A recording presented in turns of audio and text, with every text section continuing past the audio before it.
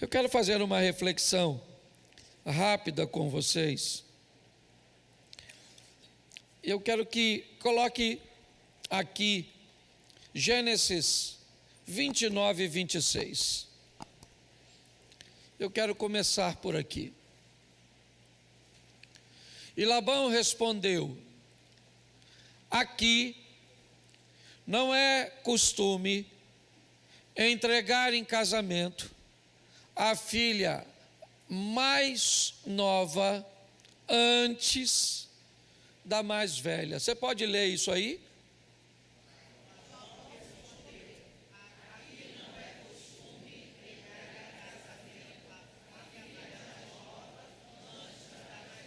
Feche seus olhos. Senhor nosso Deus e Pai, em nome de Jesus, continua falando conosco, usa-me como um canal de bênção nesta hora.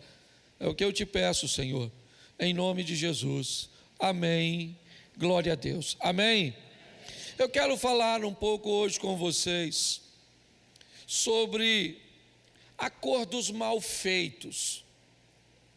Pessoas que não prestam muito atenção naquilo que está se predispondo a fazer ou a aceitar, e acabam tendo que enfrentar sérios problemas ao longo da sua caminhada. Essa história, ela é um momento muito difícil na vida de Jacó. Ele havia traído seu irmão, roubando-lhe a primogenitura.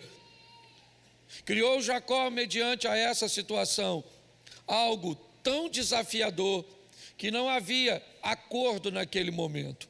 Os ânimos estavam tão acirrados que Esaú estava predisposto a matar Jacó.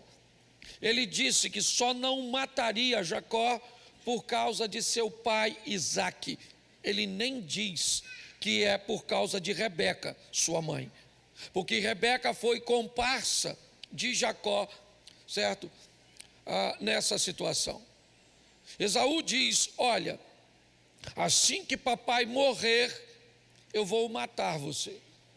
Rebeca viu que as coisas não estavam boas, instrui a Jacó que faça uma viagem, que vai passar um tempo com seu irmão Labão, até que a ira de Esaú passe, até que o rancor de tudo aquilo acabe diminuindo.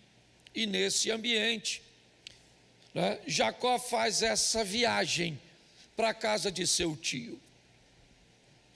Quando ele chega em Padã Arã, ele encontra uma menina, cuja qual ele se encanta, seu nome Raquel. Ele fica impressionado com ela, dá água a seus camelos, e tem ali uma afeição muito grande.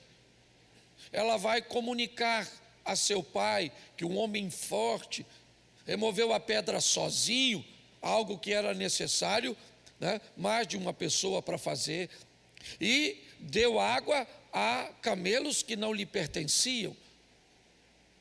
Labão, encantado com aquela situação, com aquele homem tão prestativo que estava chegando nas suas terras, busca conhecê-lo e descobre que ele, na verdade, é seu sobrinho.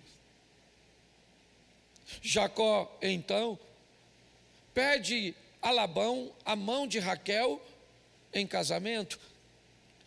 Eles então fazem um acordo de que, se Jacó trabalhar 7 anos, esse seria o dote estabelecido por Labão, pela mão de sua filha Raquel.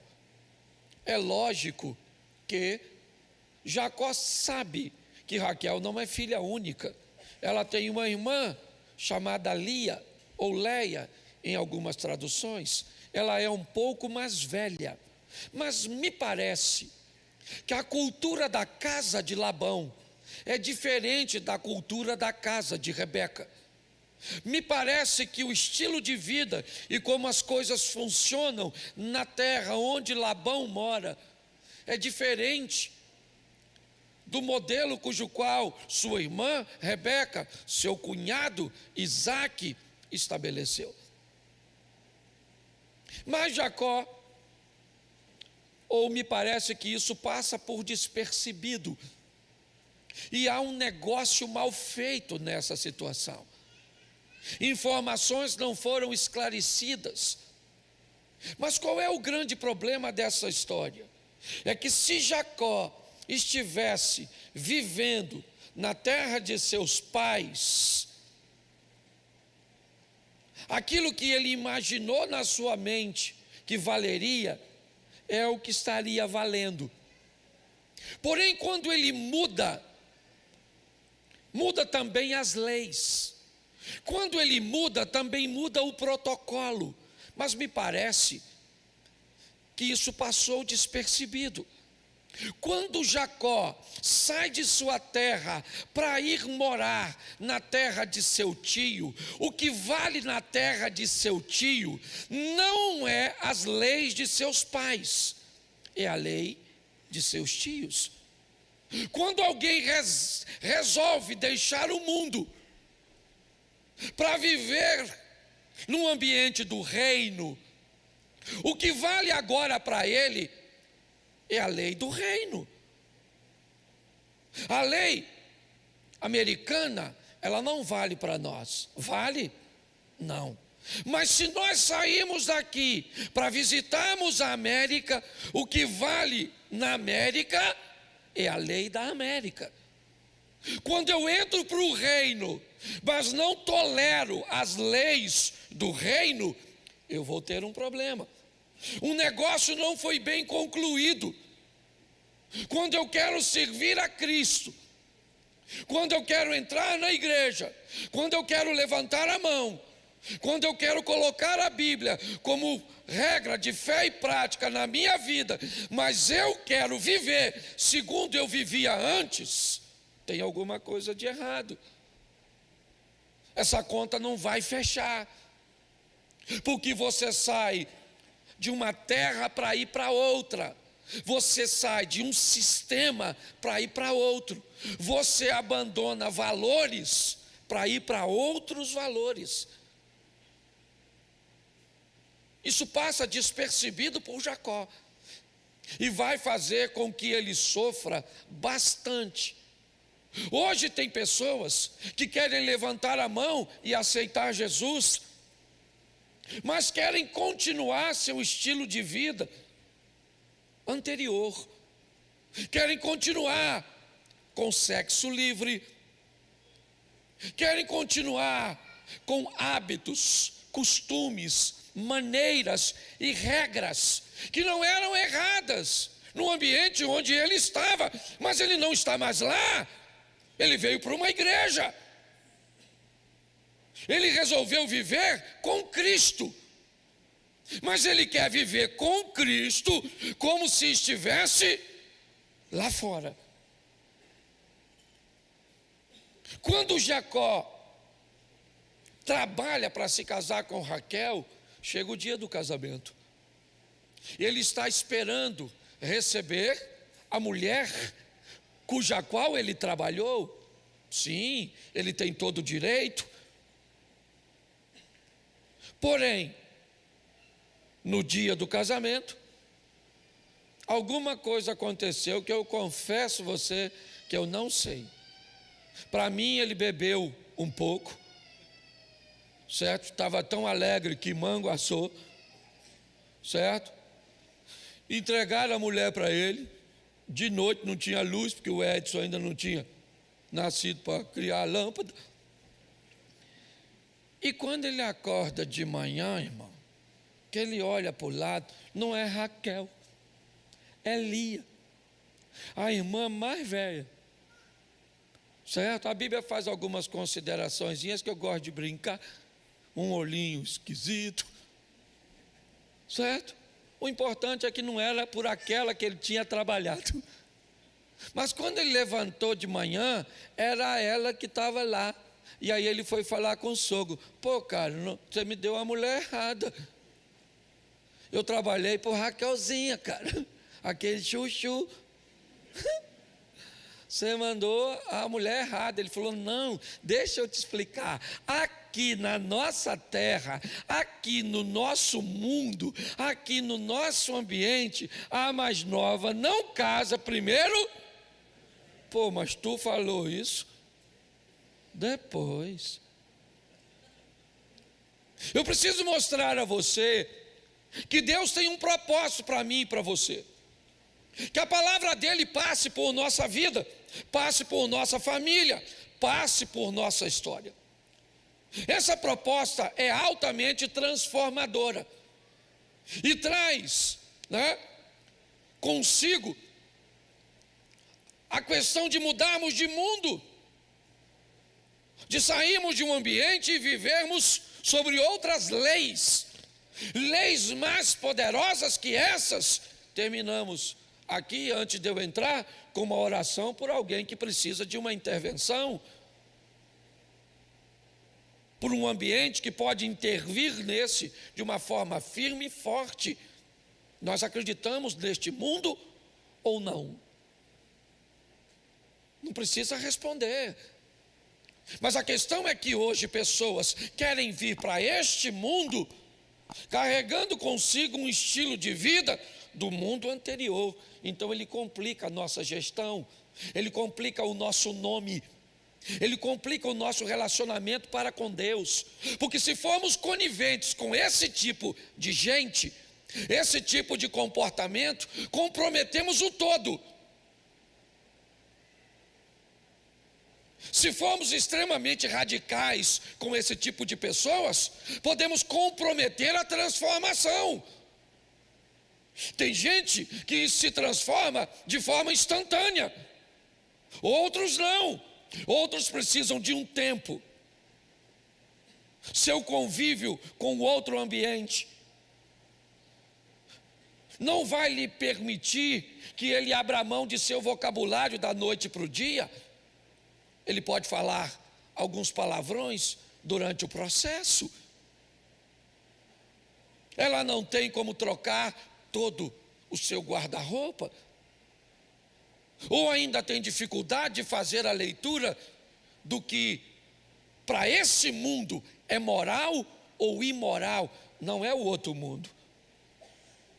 No outro mundo a roupa pode ser perfeitamente comum, mas você disse que não queria viver mais lá.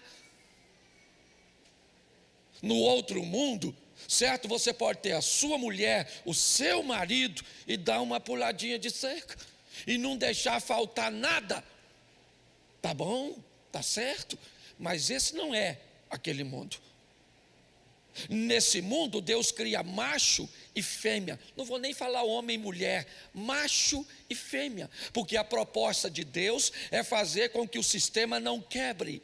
A proposta de Deus é criar sustentabilidade.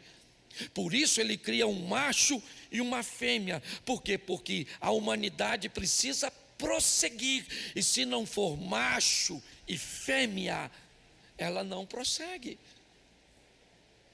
Mas lá fora, isso já é questionável. Lá fora não se sabe mais o que é macho, o que é fêmea, o que é homem, o que é mulher. Porque eu nasci macho, mas fui treinado para ser homem. Eu aprendi que tem homem que não é macho, tem macho que não é homem, tem fêmea que não é mulher e tem mulher que não é fêmea. Eu não vou falar disso hoje, mas a minha proposta hoje é dizer: tem alguma coisa errada, talvez com o pastor, talvez com a minha exposição, e não apenas minha, mas de alguns pastores, e de algumas igrejas, ou de algumas pessoas, que estão com dificuldade de entender que este mundo não é o mesmo daquele da porta para fora, espiritualmente falando. Então nós precisamos estabelecer isso na nossa vida. Eu estou disposto a mudar de mundo, a vir para este mundo.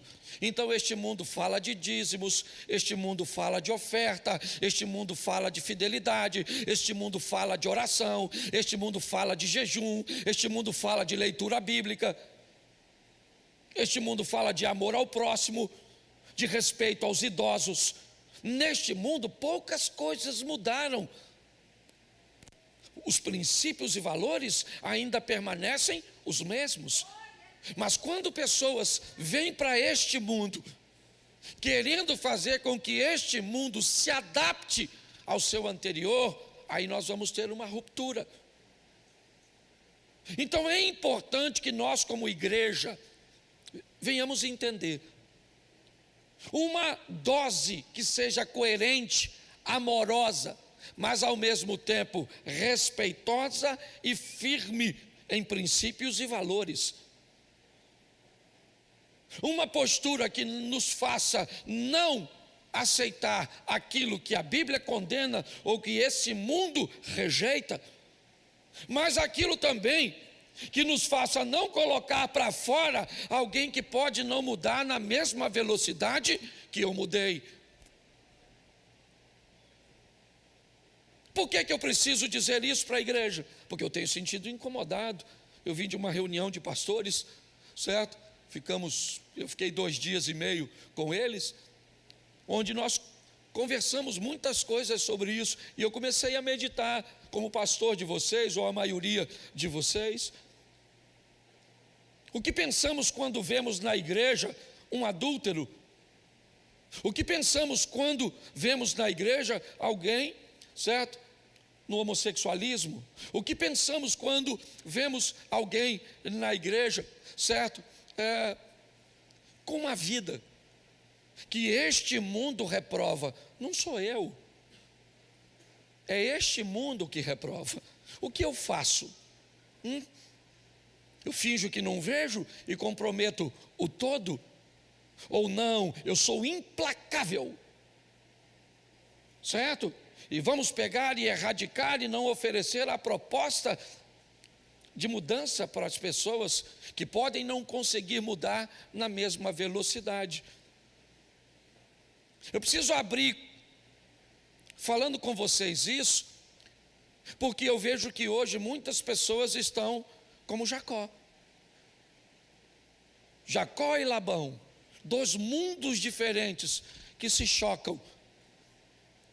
Por quê? Porque não tiveram a decência de expor um para o outro, né? Porque me parece que Labão fez de forma proposital. Mas 7 anos já era para alguém ter falado para o Jacó: Jacó, deixa eu falar uma coisa para tu, essa conta vai fechar não, porque Lia é mais velho. Aqui não é na sua casa, aqui não é no seu mundo, aqui as regras são diferentes. Então, se você não está disposto a obedecer essas regras nunca, é melhor mudar de mundo. Se você não consegue obedecer essas regras agora, não saia deste mundo. Se o que você não tem é força o suficiente para transformar, se você não tem a força suficiente para parar de uma forma, enfática, beleza, não precisa sair desse mundo, continue aqui. Agora não espere que não vai sair daqui palavra de condenação para aquilo que este mundo condena, palavras de aprovação para aquilo que este mundo rejeita, porque nós não estamos brincando de ser crente. Você está entendendo? Nós estamos lutando com todas as nossas forças, certo? E é difícil, não é só para você não, é para todo mundo. Então, se você quiser viver nessa igreja, você vai encontrar uns adúlteros, mentirosos, fofoqueiros, homossexuais. Você vai encontrar uma turma aqui, certo? Mal pagador, tenha uma turma dessa. E você não sabe o que eu sofro lá fora com meu nome por causa de umas bênçãos dessa. Louvado seja Deus que me deixou falar bênção, que a vontade é falar outra coisa. Então é importante nós entendermos, e eu preciso que você me ajude. Eu tenho aqui meus pastores, a turma que caminha comigo, e eu fiquei com medo, porque eu já estou com medo de quando as pessoas veem alguém que não, ou está fora do contexto desse mundo nosso, mas frequenta aqui, pode comprometer, certo? o nosso comportamento. Então eu falei, não, eu vou falar isso para a igreja no primeiro e no segundo culto, e na quarta-feira também. E vou passar a falar, e dane-se. Ou as pessoas mudam, ou vão embora. Não é, volta para o mundo onde estava. É assim que funciona, porque é isso que nós acreditamos. Então eu vou te mostrar aqui, rapidinho, o evangelho passando e dando oportunidade a pessoas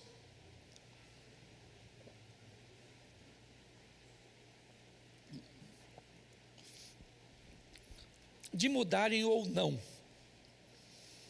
É isso que eu quero que você entenda. Pessoas recebem a oportunidade, mudam ou não. Nem sempre, é isso que eu quero que você entenda, nem sempre de forma instantânea. Seria legal se fosse instantâneo, mas nem sempre é assim.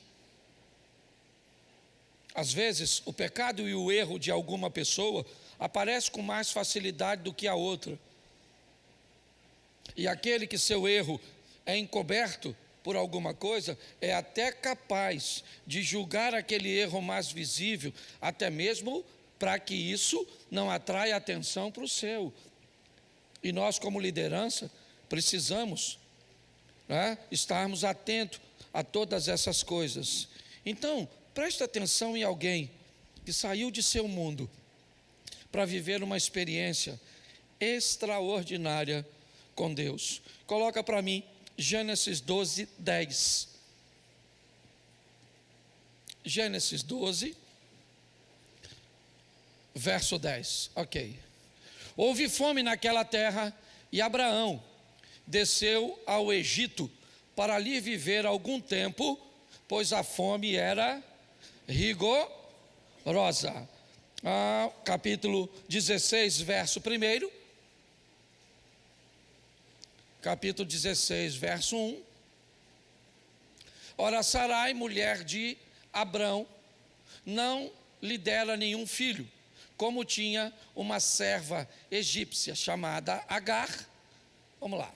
Disse Abraão: já que o Senhor me impediu de ter filhos, possua a minha serva, talvez eu possa formar família por meio dela. Abraão atendeu a proposta de Sarai. Preste atenção.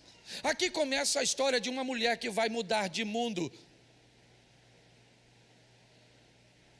A fome faz com que Abraão vá passar um tempo na terra do Egito. Ao sair do Egito, ele comprou ou ganhou de presente uma mulher, uma escrava. Seu nome é Agar. Ela vai ficar a serviço da casa de Abraão.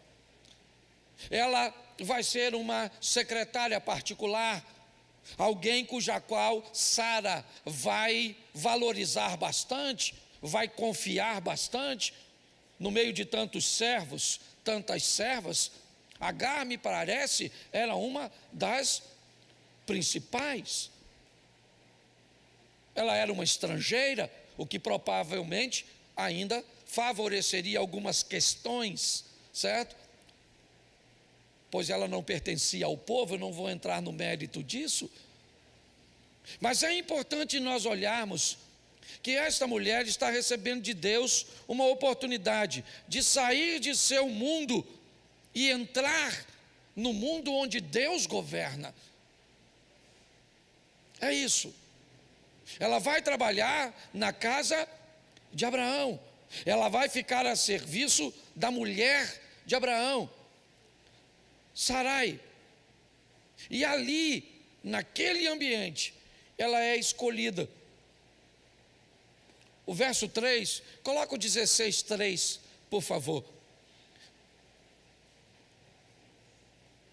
Gênesis 16, 3. É que a tradução está um pouquinho diferente da minha. Mas quando isso aconteceu, já fazia 10 anos que seu marido vivia. Isso, é aí, 3. Assim tomou Sarai, mulher de Abraão, a Agar, a egípcia, sua serva, e deu por mulher a Abraão, seu marido, no fim de 10 anos que Abraão habitara na terra de Canaã. Preste atenção. Vamos buscar ressaltar as qualidades desta mulher. Para quem vai gerar um filho, provavelmente, queria que ela fosse uma mulher saudável. Para quem vai gerar um filho que vai ser seu, provavelmente era uma mulher de boa aparência, de boa índole. Sara vai fazer algo que não existia na terra de Agar. Não. Na terra de Agar, não é assim que funciona. Ela não seria dada a um homem para ter um filho com ela, que seria de outra mulher, mas ela não está na terra dela. Ela está vivendo com o povo de Deus. Ela muda de governo.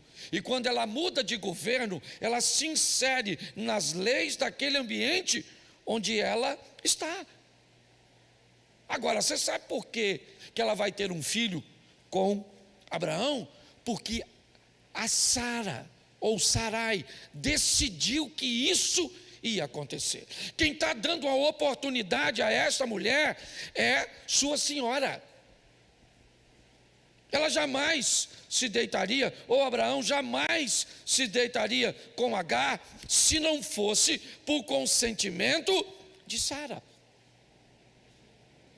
Ela tolera, não é apenas porque é uma escrava, mas porque está debaixo daquela cultura, porque está debaixo, certo, daquele ambiente onde aquilo é permitido.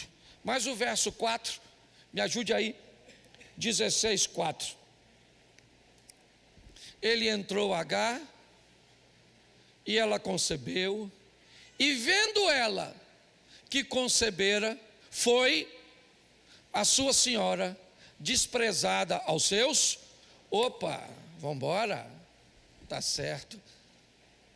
Bom, agora ela está grávida de Abrão, e quando Agar se vê grávida do patrão, ela esquece quem foi que lhe deu condições de viver isso, e ela começa a não tratar mais a Sara como sua senhora de verdade.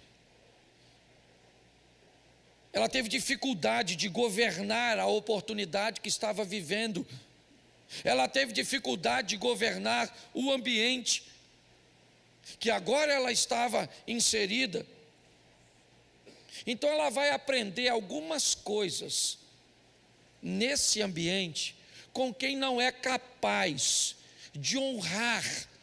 Porque preste atenção, quando nós estamos lá fora, essa palavra honra, ela é quase subjetiva. Essa palavra honra, ela não é literal, ela é figurada. Mas quando você vem para o reino de Deus, nesse reino, a palavra honra tem um peso que, se você não aprender, você vai sofrer sérias consequências.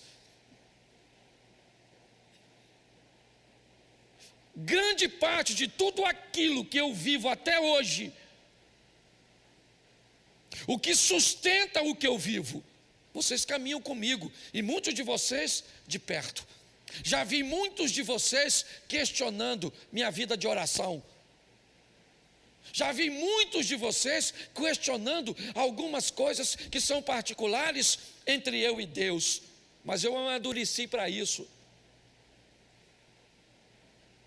Eu não tenho dificuldade quando as pessoas me avaliam segundo seus modelos espirituais, seus modelos teológicos, eu não tenho problema. Mas eu vou falar uma coisa para você.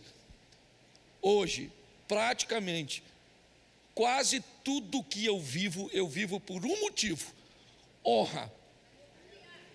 Honra, eu aprendi o que é honra no reino. Honrar as pessoas, honrar meu pai e a minha mãe mediante a tudo que aconteceu. Honrar as pessoas que me consagraram, as pessoas que me ajudaram, as pessoas que fizeram parte. Honrar a minha mulher. Você tem noção? O primeiro carro zero da minha casa foi dela. Uma maneira que eu pudesse honrá-la. Honrar as pessoas que me ajudam. Quando nós saímos daquele mundo para esse, Agar não entende isso. Então, quando ela vê a oportunidade de se tornar alguém, de ser alguma coisa. Ela despreza Agar. E aí ela começa a ter problemas. Verso 7. Eu não posso falar muito, esse culto é curtinho. Vamos lá. O anjo do Senhor a achou junto à fonte de água no deserto, junto à fonte no caminho de Sur. E disse: Agar. Agar o quê? Agar o quê? Quem foi que usou isso? O anjo. O anjo chega na fonte e chama Agar por quem ela era, ou pelo menos quem ela deveria ser. Não interessa o que ela está vivendo no momento. Ela precisa saber que independente do que ela vive, ela não pode abandonar a honra. Quando nós vamos nos relacionar nesse reino, no reino de Deus, você tem que aprender a honrar sua esposa. Você tem que aprender a honrar seus pais. Não interessa o que está acontecendo lá fora. Não interessa. Não interessa se seu pai é bonzinho ou não é. A Bíblia não está falando de honre os pais que são bons. Não. Honre seu pai. Honre seu cônjuge. Honre as pessoas idosas. Trate as outras mulheres, certo? Como se fossem suas irmãs. São princípios. Honra. Honre aquilo que você está trabalhando, quer o seu patrão esteja perto, quer ele esteja longe, porque Deus está sempre perto. A honra, ela está fugindo, porque por desonrar, Sarai ficou com raiva e começa a pressioná-la. Então ela foge, fica sozinha, perto de uma fonte, e na fonte Deus vem conversar com ela, através de um anjo, e diz: Agar, serva de Sarai, de onde vens e para onde vais? De onde você está vindo e para onde você está indo? Olha o que o anjo pergunta para ela: qual é a sua direção, qual é seu destino, para onde você está indo? E ela disse: eu venho fugida da face de Sarai, minha senhora. Presta atenção, bota o verso seguinte. Então lhe disse o anjo do faz o quê? Torna-te a tua e humilha-te debaixo da tua. É isso aí. É chato isso, né? Essa palavra humilhação, na verdade não tinha nada a ver com humilhação. Volte, serva de Sarai, e continue sendo serva de Sarai. Talvez a humilhação exposta aqui agora não tem nada a ver como uma humilhação em si, mas simplesmente um caminho de volta para onde ela nunca deveria, ou de onde ela nunca deveria ter saído. O anjo está conversando com ela e começa a expor a ela algumas coisas. Mas bota o verso 10. Disse mais o anjo do Senhor: multiplicarei sobremaneira a tua, que não será contada por numerosa aqui. Verso 11, vou ler bastante, falar pouquinho. Disse também o anjo do Senhor: eis que concebeste e terás chamará seu nome, porquanto o Senhor ouviu a tua aflição. O anjo não está dizendo que não há uma opressão sobre ela. Não. O anjo não está dizendo que ela não está sendo pressionada, que as coisas estão difíceis. ou difíceis para Agar. Não, o que o anjo está dizendo é: volta lá e vive tudo aquilo que você tem que viver lá, porque você, quando saiu do Egito e entrou no meu povo, você se tornou minha serva. Então eu também tenho cuidado de você. Volta para lá. Quando você saiu daquele mundo para entrar nesse, olha só, você também se expôs às bênçãos desse reino. O agir de Deus. Coloca aí, pode colocar, tem bastante texto. Eu vou falar o restante no segundo, mas eu quero, terminei qual? 11, já li o 11? Então bota o 12. Nós vamos até o 13. E ele será homem bravo, sua mão será contra, e a mão de todos será contra, e habitará diante da face de todos os seus. Verso 13. E ela chamou o nome do Senhor que lhe falaram: tu és Deus porque disse: não olhei eu também para aquele que me vê. Preste atenção no que ela está vivendo. Ela não era para estar vivendo nada disso se continuasse no mundo dela, mas ela trocou de mundo. E quando ela trocou de mundo, ela começou a viver algumas experiências essas boas, é verdade, outras nem tanto. Mas quando Agar vai se deparar com o seu momento mais difícil, coloca para mim, por favor, Gênesis 21, do 15 ao 19, tá? Gênesis 21. E consumida a água do odre, lançou o menino debaixo de uma das árvores. Essa é a história de Agar. Foi, sentou-se em frente, afastando-se à distância de um tiro de um arco, porque dizia: que não veja eu morrer o menino. E assentou-se em frente e levantou a sua voz e chorou. Verso 17. E Deus ouviu a voz e bradou o anjo de Deus a Agar desde os céus e disse: Agar, que tens? Não temas, porque Deus ouviu a voz do rapaz desde o lugar onde está. Verso 18. Ergue-te, levanta o moço, pega pela mão, porque lhe farei uma grande. Verso 19. E o que aconteceu? Abriu-lhe Deus e viu o quê? E viu o quê? E viu o quê? E foi, encheu o odre de água e deu de beber ao moço. Preste atenção aqui. Foi aniversário de Isaac. Uma festinha, na verdade. Não era bem um aniversário, uma comemoração foi feita para ele. Porque ele deixou o peito, parou de mamar. Durante a festinha, Ismael, o filho da egípcia, faz uma brincadeira de irmãos, aquela brincadeira de mau gosto. Mas a Sara não gostou.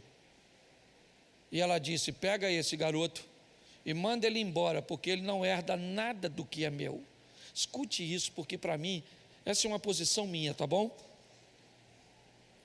Quando Agar diz, quando Sara diz: pega esse menino e manda ele embora, porque ele não herda nada que é de Isaac. Manda ele sem nada. Ué, mas ele não é filho de Abraão? Não interessa, ele vai sem nada.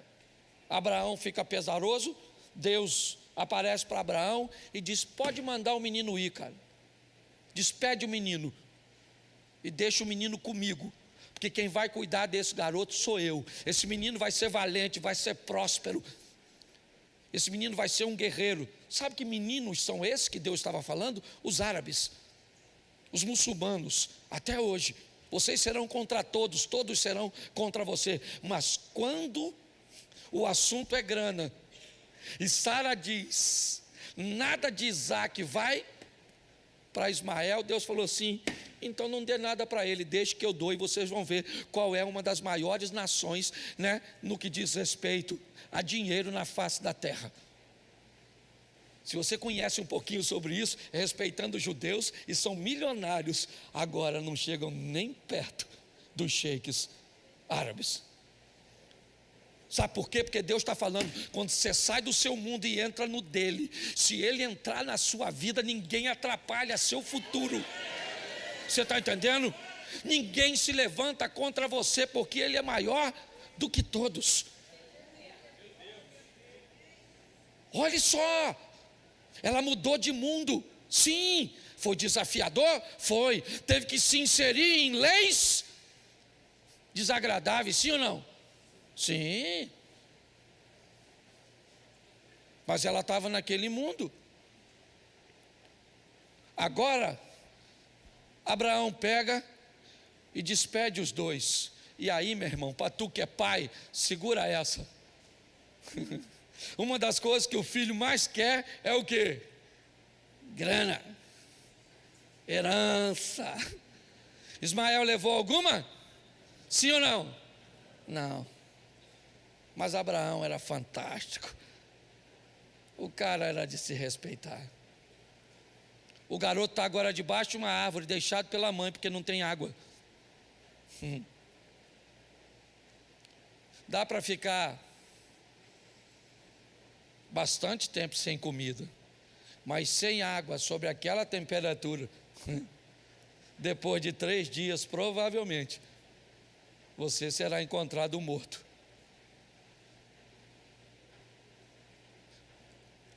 Eu gosto. Volta o 18. 17. E Deus ouviu. Um versículo antes, a mãe dele deixa ele embaixo de uma árvore para morrer. Ele tem dinheiro? Ele tem água? O que Abraão deixou de herança para esse garoto? A oração. O pai disse para o filho: o dia que eu não tiver, sua mãe não tiver dinheiro, não tiver ninguém para te ajudar, eleva os meus olhos para os montes, de onde virá o meu socorro vem do Senhor que fez os céus e a terra. Ele não deixará vacilar o teu pé, não tosquenejará nem dormitará o guarda de Israel. O Senhor é quem te guarda, a vara e o cajado do Senhor é o que nos sustenta. Esse cara deixou a coisa mais poderosa que podemos deixar de herança para nossos filhos, dizer para ele: saiba que Deus está o tempo inteiro com você. A voz do menino: a mãe está chorando. O menino falou: estou lascado em Deus. Papai me mandou embora sem herança e mamãe me deixou para morrer. O anjo foi lá e falou: H, Deus escutou a voz do menino. Enquanto você está chorando, o menino está orando. Olha aí para o lado, H, sabe o que ela viu? Um poço. O texto não diz que Deus fez aparecer o poço. A Bíblia diz que o poço estava ali, mas ela estava tão envolvida, tão preocupada, que não via a solução. Você quer mudar de mundo? Mude. Não quer? A decisão é sua. Se não tem certeza, fica conosco. Pode estar vendo pornografia, fumando maconha, se deitando com alguém do mesmo sexo, não pagando os outros. Eu seguro. Agora aqui nós não vamos facilitar, não. Aqui pecado é pecado. E nós vamos, porque o dia que eu não puder denunciar pecado, aqui eu deixo de ser pastor. É importante nós entendermos isso, mas somos amorosos. Mas eu aprendi com Deus, sabe o que? Justiça e misericórdia. Se você usar misericórdia demais, certo? Fica bobo. Justiça demais fica implacável. Então, se você tolerar nós falarmos contra aborto, contra homossexualismo, contra adultério, contra divórcio, contra essas coisas que o mundo que nós inserimos condena. Enquanto der para falar aqui, a gente fala com aquilo nos filmando. O dia que não der mais para transmitir, a gente corta a transmissão. O dia que não der mais fazer com a igreja toda, a gente faz nos lares. Mas nós não vamos parar de fazer. Você está entendendo? Tá certo?